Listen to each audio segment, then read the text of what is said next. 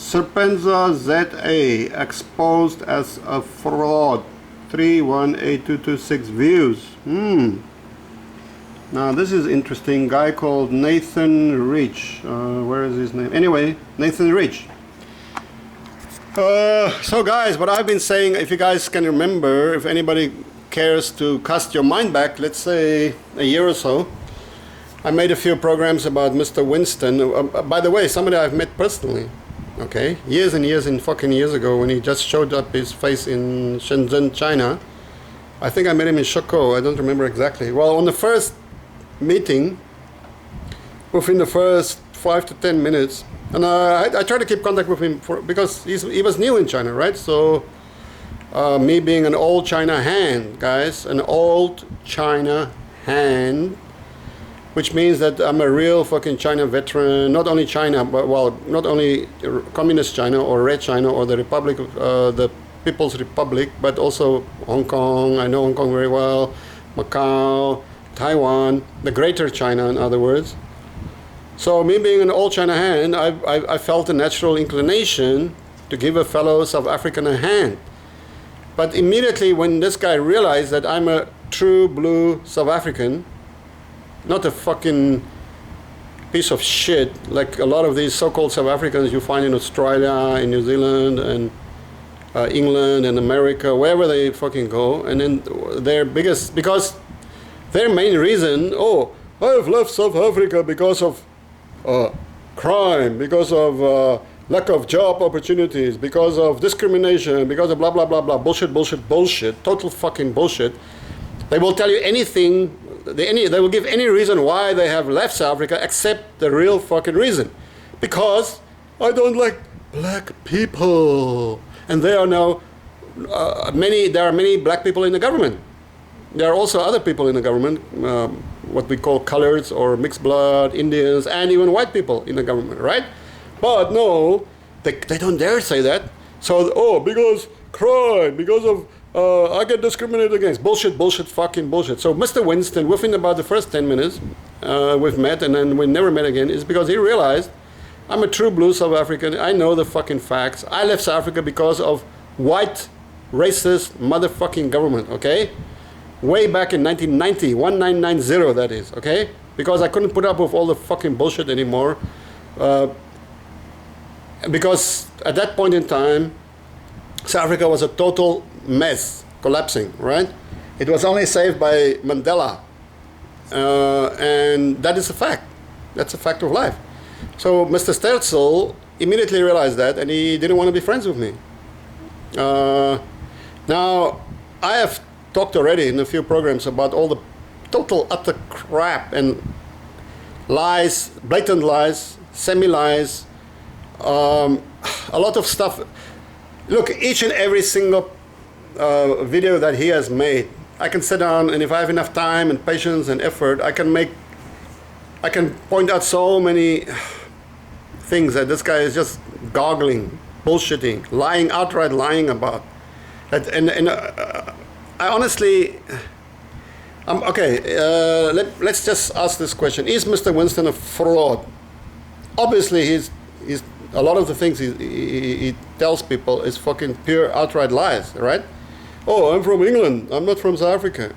Now, my English friends in China doesn't like him either because of this. He pretends to be from England, but I seriously doubt if he has ever set one single fucking toe in England. His accent is very blatantly, obviously not from anywhere in the UK. Of over 100 accents, he has a very strong South African accent because he's from fucking South Africa, born and bred. And the only country he's ever been to is China, and I think recently he went to the US. He's never been to England. So he's blatantly lying about that. Number one. Number fucking one. And he's not even as shy to admit it or ashamed to admit it. Oh, I tell everybody I'm from England because my, whatever.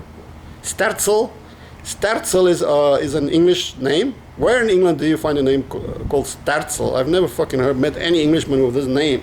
So even if he's trying to pretend that, oh, my forebears, my forefathers, my ancestors are from England, you're still talking shit. But this exactly is the problem with Mr. Winston, because he He's all the time, he's talking, he's like, oh yeah, but I'm from England. Well, but no, I'm not really from England, but my family or a family member was from England. No, there is no Sterzels from England. So he's like trying to cover up the big lie with smaller lies. And that's the same that he's doing in China. His big bullshit he tries to cover up with a smaller bullshit. Oh, the Chinese this, the Chinese that. But at the worst, it's outright lying. At the best, we can say, well, Mr. Winston is just ignorant. Like he's ignorant about his own family. He doesn't even know where his own family is from. You see? He's plays this card, this ignorance card all the time. Oh yeah, but you know, half bullshit and half truth. That's the card he's playing all the time. And then often he's obfuscating the facts. He's knowingly not stating the full truth all the time, or he's actually embellishing a lot, hell of a lot, embellishing, or he's taking something away. He's always shifting this thing up and down, sideways. So why? What is his agenda? How did he end up in this corner where he's now? I remember his early videos. He was telling, he was making a lot of adamant statements about how wonderful is China. You know, how great is the life in China, the great Chinese people, the great blah blah blah. And he pertinently said several times, I can sit down and fucking search for this shit, or you can do it for yourself. How you know, how fortunate he is to be in China, blah blah blah. Okay, cool. But then in the same breath, he said, yeah, you know, China is an example for African people. You know, we should look up to China, or China is way beyond us, and you know, the great civilization of China, this and that. You know, like pure nonsense. You know, I'm an African. I'm born in Africa. I'm Afrikaner. Afrikaner means I'm a white African. So to hear him like telling me that you know, I lived in China a long fucking time. I know a lot of Chinese. I know all about. I think I know much more about Chinese culture than Mr. Winston, or the society even, because I did it the hard way. I did it the fucking hard way. I didn't live in a compound. I never wore a suit and tie. I didn't parade around and prance around telling, you know. I came into China in 1998. I went straight to the Shaolin temple. I had no money in my pocket, not one single fucking dime, or not one single penny, okay? And that's, I went straight to the Shaolin temple. I lived up in the mountains. I trained with the Chinese people. I slept in the same room. Fucking had to go down to the river to wash, shit in the same shitty toilets. Look, I have no fucking illusions about China.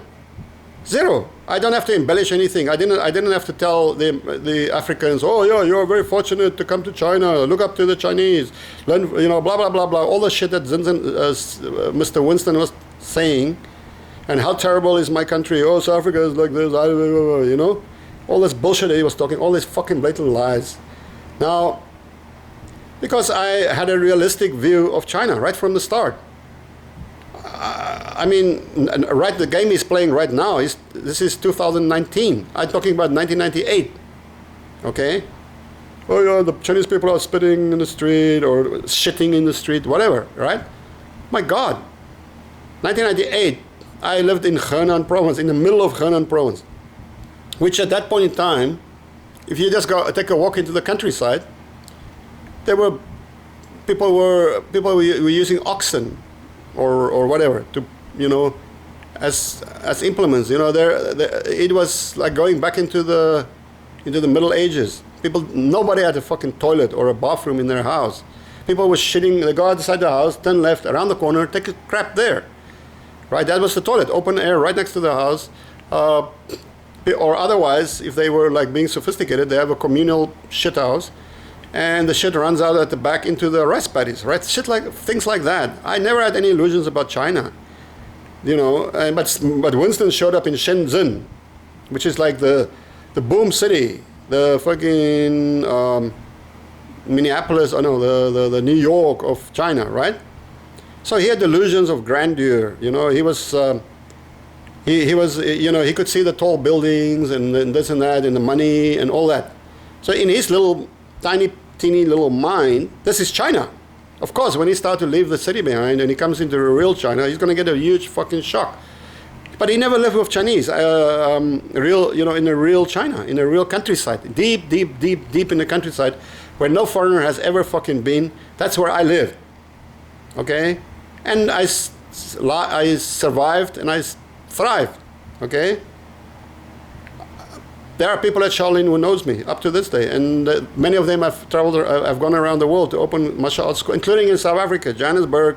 I took one of the Shaolin guys, Simon, up to Johannesburg. He has the biggest Kung Fu school in South Africa right at this moment, on my money and my effort, okay? That's another story.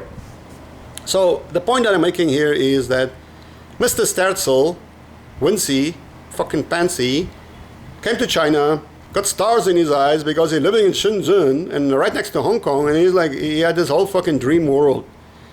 And then gradually, as his little dream world, is getting chipped away and reality is seeping in, he became disillusioned, And then, of course, it's like a marriage. You get married to a woman, you see her the first time, you're in love, you think she's gorgeous, everything is perfect, right? But after 7 years of marriage, you know all her flaws. You know that she's got fucking whatever, her fucking vagina stinks or whatever, right? So after 7 years, you become disillusioned. And then after a while, you get divorced. And there's a bitter divorce. This is where Mr. Sterzel is now. There's a bitter divorce between him and China going on, right? Because he had stars in his eyes. He had a totally unrealistic view of China when he arrived. And then now I wouldn't say now it's realistic either. I think he's just discovered that he has, he was teaching English, but he's not a qualified teacher. He's a motor mechanic, right? Motorcycle mechanic. So right now, China, I taught English in China for many years, and in Taiwan, in Hong Kong, and in fucking even Macau, and all over Asia. But I'm not a qualified teacher. I got my little diploma from some place in London, blah blah blah. I'm not going to talk about it now. But the point is that I realized very early on in my life in Asia, if I want to make my life much more pleasant, I find my own students, which I did. So I go to their house, I sit down, have a cup of coffee, tea, whatever I want, and I chat to them in English, and that was my job. I was basically a tutor. I did set up, I have a partner still in China. She's a Chinese lady in Shenzhen. I designed my own survival training course, and I found a partner because it's very hard to do set up your own business in China, and the company is still going. It's still making money. So I set up a legitimate business with my partner, which is still running, and I will put the website down below. So then the other thing, of course, is that once Winston got disillusioned with China, or he realized that he's not making much headway. People were saying a year ago when I started making videos about Winston, oh, you're a failure. You're just trying to what the fuck, Winston is a big YouTuber and you are nothing, you're a nobody. Yes, when I started my channel, of course, I had a few hundred subscribers. Within the first year, I had 5,000 subscribers. Within Winston's first year, he had 1,000 subscribers. I had 5 times more fucking subscribers than Winston after the first year. He's been doing it for 10 years. After 10 years, if I had a few 100,000 subscribers, I would see myself as a total fucking failure. I want to have at least a few million subscribers after doing this for 10 years, okay? So fuck you, mofos out there. So you are the supporters of this guy. So who are the supporters of this Winston Sterzel guy? Because the people living in China, and even the vloggers in China, I've talked to quite a few of them. Not one of them like this guy. Okay? My good friend from Ghana, Ghana Baby, go and check out his vlog. A very nice man and a very nice vlog. He knows that Winston is fucking always had this racist thing in his head, right? He disliked him hugely. And that's true for most of the vloggers, okay, in China. And not only the Chinese start to dislike Winston, but even other foreigners. Okay, ask yourself why. And then never mind the Africans. Oh, he was always talking down on Africa. So why the fuck should I like this guy? Talking down on my own country, my own people, my own continent? Huh? So who are the supporters of this guy, Winston Churchill? These guys are ignoramuses.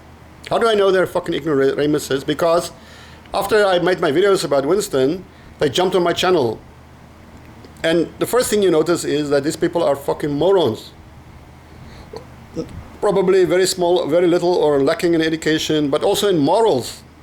What I found was, Winston and his two Mouseketeer brothers, C-Milk, Cock Milk, and fucking prostitute, who has already escaped, who is now in fucking Taiwan talking, spewing shit there. I think he's also realized he better just shut up. But their supporters jumped on my channel. The first thing they would talk about is like, you are this, and it's all under the belt, guys. These guys are moral fucking outcasts. These so-called supporters of Winston Sterzel, okay? Morally reprehensible fucking people, and I will say it straight. Okay, if you support that fucking asshole, you are a morally reprehensible person, and either dumb. That's it. So I'm glad to hear that Mr. Winston is going to get his comeuppance. I predicted it. I said to him, your time is over, my friend, in China. Your fucking time is over. Better find another market. And he found there's a trade war between the US and China. There will be a market for him to make his videos, but I don't think the Chinese are going to allow it much longer. I predict if he's fucking keep hanging around China, he's going to end up behind bars. And with his buddy Cock Milk. So they're getting out of China. Their game is over. Their ride is run. Okay? And that's what I said all along. And I'm glad this guy, what's his name? Rich, whatever he calls himself. I'm glad he brought it up again. And he actually pointed out all the bullshit. Not all the bullshit, some of it. There's too much shit. Oh my God, guys. One day, if I have enough money and time, I'm going to sit down and just, like he did, pick out some clips. Each and every video you can pick out clips and just show the half-truths, semi-truths, the full-blown lies, and just the total lack of understanding this guy has of China and the Chinese people and the Chinese culture and the Chinese national government and their policies. He has a total lack of understanding. And then he went to Taiwan and Hong Kong, and he's trying to interpret these countries in his own, like I said, in his own, these kind of people can only use half of their brain, and then that side is, in the left side there's nothing right, in the right side there's nothing left. So that's that's the way it is. Anyway, guys, I hope you enjoyed this video, and we keep watching. And I've made my predictions about him, so let's see if it's going to come true or not. Okay, we'll see who is right in the end, and I know who it is. The old China hand. Bye.